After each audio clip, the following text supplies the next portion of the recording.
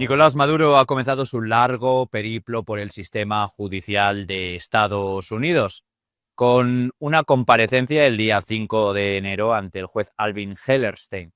Lo más llamativo en esa estrategia y en quién ha elegido es que le relaciona directamente con el ex juez español Baltasar Garzón, alguien que ha defendido a personas muy importantes del núcleo chavista antes. ¿Por qué? Lo explico. Maduro fue detenido el 3 de enero junto con su mujer en Venezuela, fueron traídos a Nueva York y pasaron antes por Guantánamo, un sitio en el que no hay jurisdicción estadounidense para entrar en un avión. Lo importante es dónde tocaron tierra. Fue en Nueva York y ahí han pasado a disposición judicial. Es en el distrito sur de Nueva York donde han sido imputados. Él, desde hace ya bastantes años, una de las principales imputaciones empezó en el 2011, que se amplió en el 2020, y ella en una causa que estaba bajo secreto de sumario hasta este mismo día 3 de enero. Lo relevante es que cuando comparecen ante el juez minutos antes, revelan que tienen abogados separados. Ella ha fichado a un abogado de Texas, especialista en crímenes, delitos de tipo fiscal y también narcotráfico, pero él ha empleado a Barry Pollack, un abogado muy conocido en Washington, que es famoso sobre todo por haber representado a alguien que también había contratado los servicios del juez Garzón. Defensa conjunta, coordinada, la de Julian Assange, el fundador, líder, directivo de Wikileaks. Yo conozco a Assange, participé en el periódico El País en las revelaciones de Wikileaks en el año 2011. Tuvimos contacto con él facilitó al periódico bastantes cables clasificados de la diplomacia de Estados Unidos y después él se fue acercando más a Rusia, se metió en todo tipo de crisis y yo le conozco por haber publicado informaciones que tenían que ver con su injerencia coordinada, según muchos pensaban, con Rusia en el proceso de independencia catalán.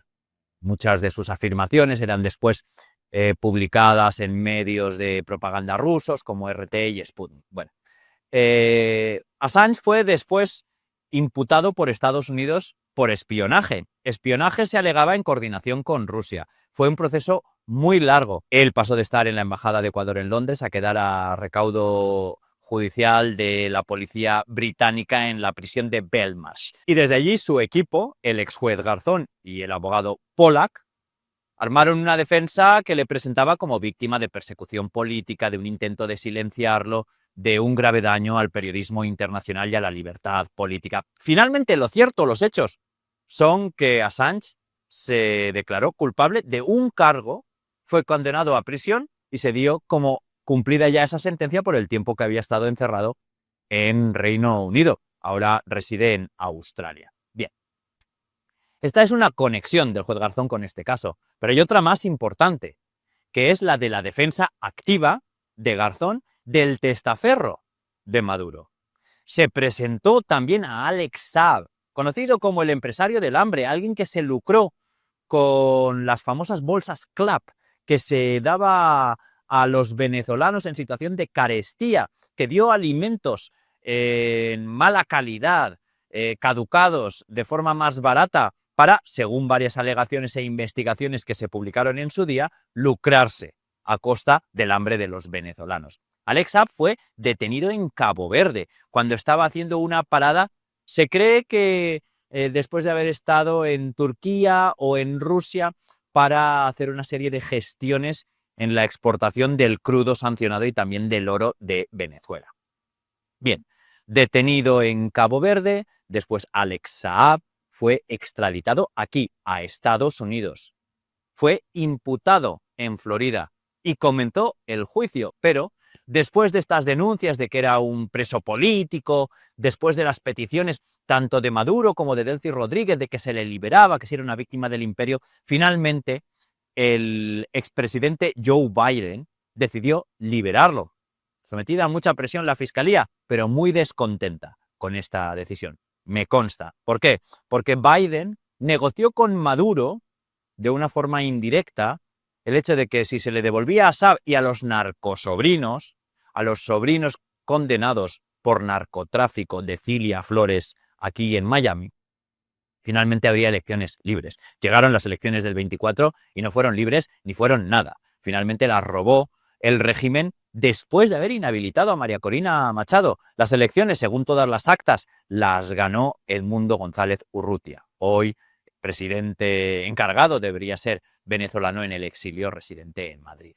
Bien, está claro que hay todo un entramado de abogados que han trabajado en la órbita de la dictadura y que han defendido a defensores suyos, gente afín, porque claramente Julian Assange ha estado más en el bando de la defensa del régimen ruso, la crítica constante a Estados Unidos, más allá de las labores de revelación de secretos que acometió en su día cuando publicó todos aquellos cables de Wikileaks, obtenidos muchos de ellos, se ha sabido ahora, por el soldado Manning, Bradley Manning, después de su cambio de género, Chelsea Manning, que también fue indultada finalmente cuando estaba prestando una pena de prisión aquí en Estados Unidos. Ahora, para Maduro, claramente la estrategia es presentarse como una víctima. Así lo hizo ante el juez Hellerstein. Y esto es relevante porque dijo, no, yo soy el presidente encargado de mi país todavía, a mí se me ha sacado de forma ilegal, esto es una vulneración de mis derechos, quiero hablar con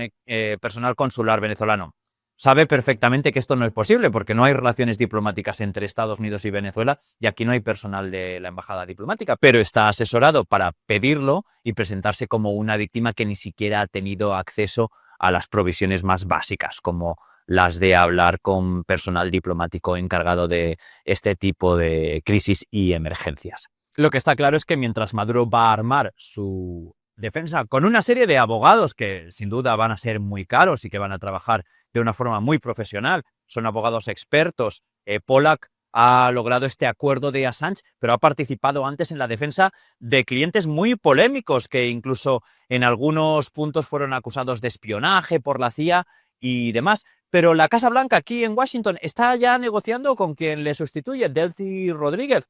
Ya se ha armado un plan de transición que contempla el hecho de que Maduro esté arrastrado en este proceso legal que va a durar meses, sino años, mientras se sientan los cimientos necesarios para una democratización de Venezuela, una democratización que pasaría por unas elecciones de cara a futuro a las que se pudiera presentar toda la oposición. Se ha dicho, se ha comentado que aquí en Washington se está ya pensando en ofrecer amnistías selectivas a destacados dirigentes del régimen, como Diosdado Cabello, u otros que han sido imputados también en más de una causa. Estos no son todos los problemas legales a los que se enfrentan Maduro y Delcy.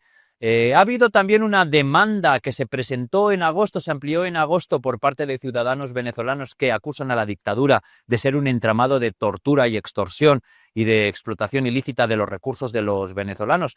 Es una demanda por lo civil, pero lo importante es que se les dio a los imputados en Florida hasta el 31 de diciembre para responder a las alegaciones y no lo hicieron. Por lo tanto, están a punto de ser condenados en rebeldía. Esto significaría que bajo la ley RICO, que es una ley que se diseñó para coartar las actividades terroristas y delictivas de grandes bandas, pueda ser declarada la ahora presidenta de Venezuela integrante de una banda criminal. Lo mismo que Maduro, que está siendo juzgado en Nueva York, pero que en Florida podría quedar demandado y condenado, también sujeto a una incautación de los bienes que se le estimen. De hecho, si se le declara en rebeldía y es condenado, debería hasta triplicar lo que se considera que es la deuda que tiene con aquellos que le han demandado. Por lo demás, en ese caso en Nueva York, Maduro tiene dos impedimentos importantes en esta estrategia. Los dos tienen nombre y apellidos, Cliver Alcalá y Hugo Carvajal. Los dos entregados o extraditados, ya declarados culpables, y que tienen el interés, el aliciente, de poder llegar a rebajar su pena colaborando con la Fiscalía y siendo testigos en contra de Maduro, que va a negar todo aquello de lo que se le acusa, pero tiene enfrente a estas dos personas que en su día fueron partes integrantes cruciales del chavismo, que fueron identificadas por la administración Trump en su primera fase, antes de la llegada de Biden, como parte crucial de lo que se denominó el corrupto régimen chavista en aquella época, cuando se presentaron estas imputaciones que ahora han llevado a Maduro ante el juez. En aquella época se presentaron recompensas por 5 personas, Alcalá, Carvajal y Maduro. Estos tres ya en prisión en Nueva York. También por Tarek El Aissami, que fue detenido en su país por unas desavenencias con el dictador y por unos escándalos de corrupción. Y el último, Diosdado Cabello. Él sigue en Venezuela, sigue al cargo de la policía. Fue bastante llamativa su cara de circunstancias cuando Delcy juró el cargo el día 5 de enero. Parece que hay tensión interna. Lo que está claro es que, como lo ha dicho tanto el presidente Trump como el secretario de Estado Marco Rubio, en aquella operación se podría haber detenido a más gente y queda todavía la amenaza de más detenciones con otra operación militar si estos altos integrantes del régimen no cumplen. Y Diosdado tiene esa demanda y esa recompensa de 10 millones de euros su cabeza en la misma causa que ha permitido la captura de Maduro y su mujer.